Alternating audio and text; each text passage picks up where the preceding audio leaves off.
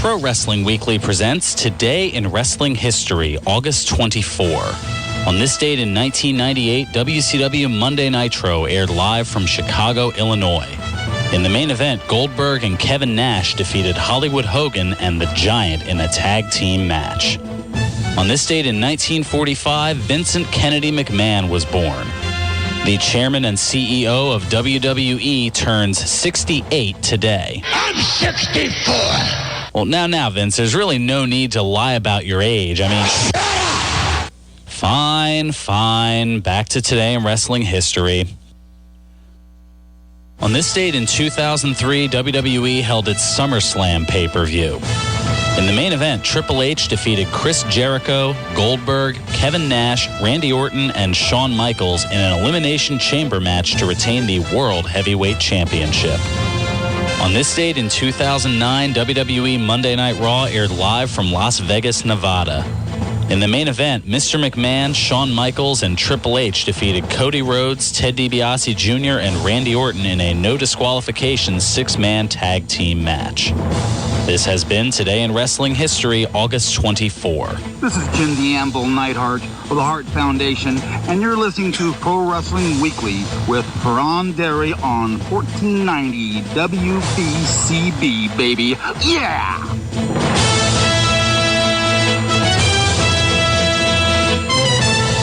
Welcome back to Pro Wrestling Weekly here on 1490 WBCB and online at WBCB1490.com. Yeah, having a little fun at Vinnie Mac's expense. The Vin Man, as Shawn Michaels used to call him. It's all in good fun, though. A few of my favorite Vince McMahon moments, of course, as you've heard me impersonate on quite a few occasions, that gravelly voice of his. Which, I mean, they mentioned earlier the Randy Savage and Elizabeth wedding. You could tell it was, even then as an announcer, he was like trying to perfect that as he talked about the match made in heaven and the match made in hell. Yeah, that was pretty much how Vince sounded back then. I know. I was, yeah. Yeah, no, you remember Vince from his younger days where he didn't have as much of that. He was a good guy announcer. He was a good guy announcer, but even then, he still had it in 91. I mean, as a good guy announcer. No, I'm going back to like the 70s where he was. Yeah, there it was just all He was the professional. obviously good guy, and there was no idea that at that time that he owned the joint. Oh, yeah, he didn't. I mean, his dad was still in control back then, so he didn't want to ruffle any feathers. Well, not only that, it's just the way that things were. I mean, they would do the interviews, and the good guys always came, say, from the right side of the screen. The bad guys always came. There was good guys and bad guys then. Or black hats, as Gorilla Monsoon called them. I always thought of something. It recently came to me when I was thinking about, like, annoying announcers, good guy, bad guy announcers. A couple of years ago, I thought there would be nobody as annoying. So, how do I word this without sounding stupid? There would be nobody in the world that could be as annoying as Michael Cole when he was on the mic announcing. And then I realized that there was one more person, JBL. He is, when you think about when he's being a heel announcing, he is one of the most, just somebody you'd want to reach through the screen and slap him in the face. And that's kind of what they're supposed to do. I mean, Bobby Heenan was great at that, but in the same token, he was entertaining. He was funny. There were times you wanted to reach through the screen, and other times you were just too busy cracking up to even acknowledge what was going on. I read his second book. It's fantastic. WrestleMania 9 Toga. Oh, yes, the WrestleMania 9 Well, that whole WrestleMania pay-per-view was a pile. We talked about it a few years ago. We had an informal vote, and I thought it was the clear winner of the worst WrestleMania ever, but apparently it fell second to WrestleMania 11, and it still makes me scratch my head. Other Vince McMahon moments, buying WCW and that infamous Monday Night Raw and Nitro simulcast from March of 2001. We mentioned the beer bath, getting hit by the bedpan in the hospital. That was he deserved that. Stone Cold Jack. I remember the time he went to the hospital to see his wife, and he brought that other babe with him. Yes. Oh, was that low? and then of course, it seems like a lot of these moments are Steve Austin related, but Bang 316, where and he peed his pants. Yes. Oh. Yeah, that was another. And then there are some not-so-favorite ones, and most of them involve Vince on top in some capacity, whether it was winning the 99 Royal Rumble, winning the WWE Championship, winning the ECW Championship, and then a not so not quite so on top moment, easy for me to say, the on-camera death from 2007 that got scrapped because of the actual death of Chris Benoit a couple weeks later. The limo explosion, that not exactly a shining moment for Mr. Vincent Kennedy McMahon. I have a favorite McMahon moment that sort of involves Stone Cold Steve Austin and Kurt Angle. I want you guys to think back. I think it was early 2000s. It was when they were singing Kumbaya with the guitars, and that was so funny. And then at the end, Stone Cold just whacks him in the back of the head with the guitar, and I was laughing my butt off because it was so funny, especially because Kurt Angle, in a happy little colorful outfit, singing Jimmy Crack Corn. And I could not breathe. I was that was Kurt Angle at his wholesome, as opposed to, I mean, it was before his head was shaved, so there was still that wholesome Olympic hero. 3 eyes. The 3 eyes, intensity, integrity, and intelligence. It's true. You know? Yeah, all of that was still going on, so there was that purity there. Let's go over to TNA for a little bit, because an interesting turn of events. Of course, the main event that everybody's been talking about for a little while, and everybody, I mean the few TNA fans that are left, the battle between the Main Event Mafia and Aces and Eights. Of course, Main Event Mafia scrambling to find somebody to replace Kurt Angle, who is in rehab, and they found somebody in AJ Styles. Now, he's been kind of a tweener. He's been kind of on his own, hasn't really represented anybody, except he came out, and next thing you know, he lifts the hood and he's wearing the phenomenal gear that he was known for in the past, and it almost reminded me of Superman 3, the junkyard fight, where after kind of being that bad heel Superman for a little bit, he essentially, was back to his normal self. And his involvement in the match, well, it certainly helped things. Everybody on the same page for the Main Event Mafia.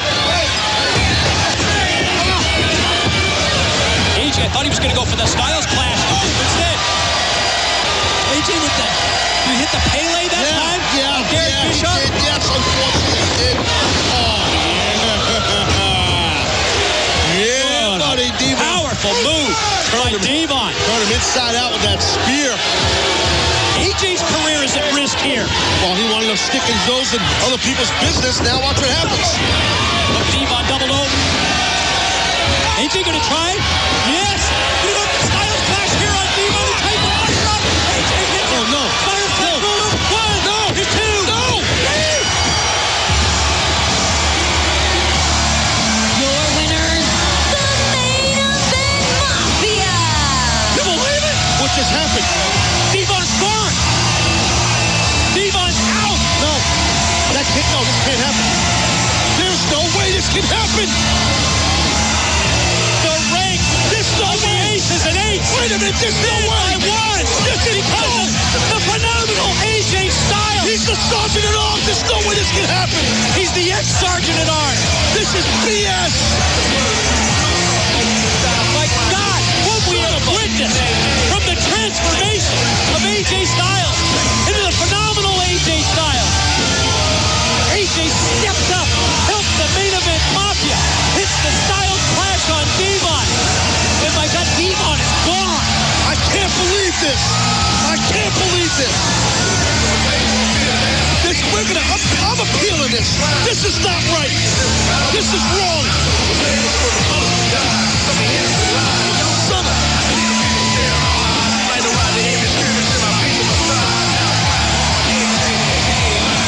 This is an outrage. This is disgusting. That man had an amazing career. He should not be gone from this company. What a night. Devon gone from Aces and Eights. And that's it. Devon out of Aces and Eights, out of TNA, and no television title to come back to this time around. When was the last time that thing's been defended anyway? But, random aside, not necessarily noteworthy. All right, we got a few minutes left here. Let's talk some other SummerSlam moments here. Now, Lucas, I know you can get a chance to chime in on some of yours. This should be interesting to kind of compare and contrast. I have one that was an underrated match. I feel like it was an underrated match. It was 2001 for the Hardcore Championship ladder match. Rob Van Dam versus Jeff Hardy. And this was an amazing match because you saw vintage Jeff Hardy and you saw, again, it was 2001, but you saw, him walking on the barricades, jumping on Rob Van Dam, the Rolling Thunder, the missed Rolling Thunder onto the ladder. It was just an amazing showcase of athleticism. And I feel like that's one of my favorite SummerSlam moments. There was also the two WWE champions, that match, John Cena versus CM Punk, 2011, when Triple H CM Punk pinned John Cena, but John Cena had his foot on the rope. And Triple H missed it, yeah.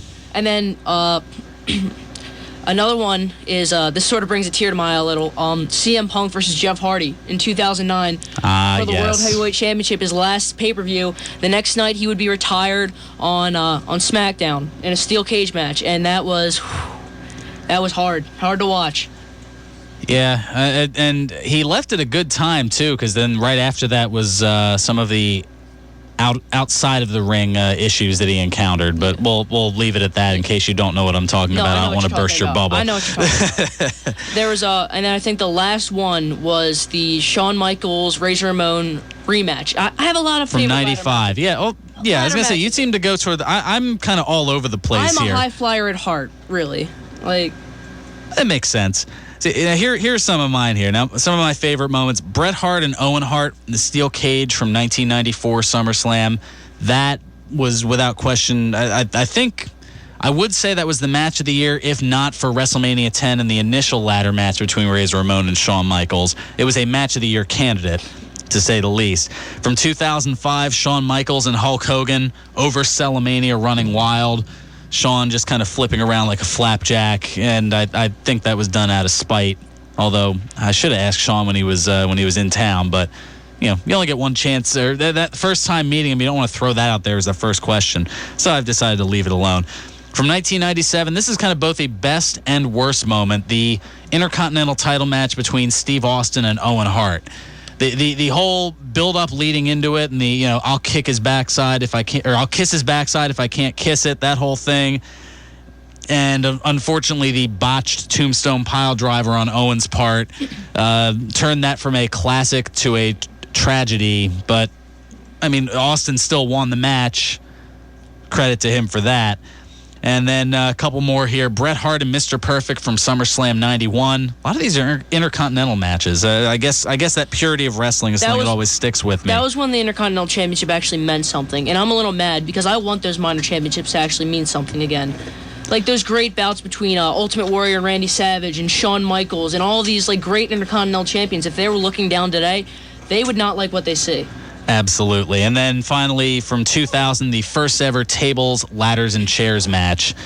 The Hardys, the Dudleys, and Edge and Christian. It seems like when you think TLC, those are the three teams that you think of for good reason. And then there's the not so good of SummerSlam, and there are quite a few.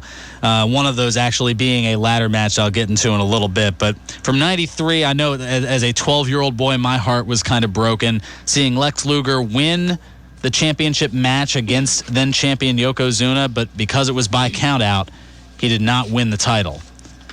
That was a downer for me. And then, of course, from 95, the main event, Diesel against Mabel for the WWF Championship. That was not so good, to say the least.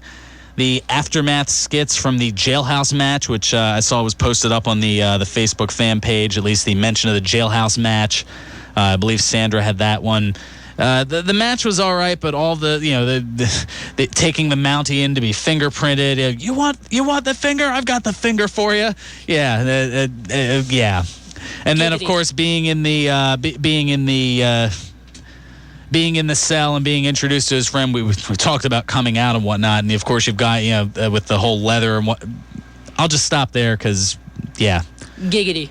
Yeah, that's exactly. That's not exactly the great kind of giggity. And you heard it in last week's clip, the Mean Gene dropping an F-bomb as the SummerSlam sign drops behind him. That was only on the live broadcast, but I'm sure if you check out YouTube, you can see it there. And you can even hear Vince McMahon in the background saying, "Nice move," before Gene, of course, says, "F it." So there's that. And finally, the ladder match. And he's a Hall of Famer, ladies and gentlemen. Yes, he is. Hey, everybody has their moments. Believe me, he's also human. I've had my share of bleeps and bloopers on this show, to say the least.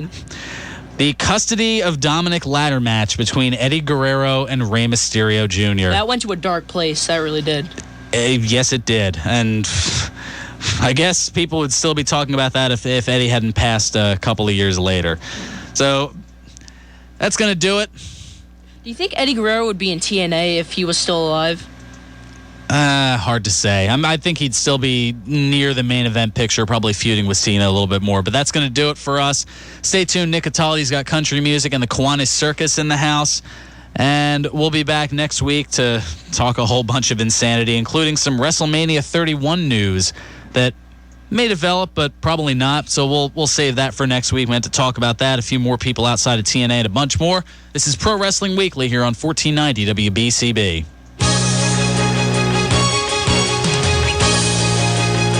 1490 WBCB, Levittown, Fairless Hills, Trenton.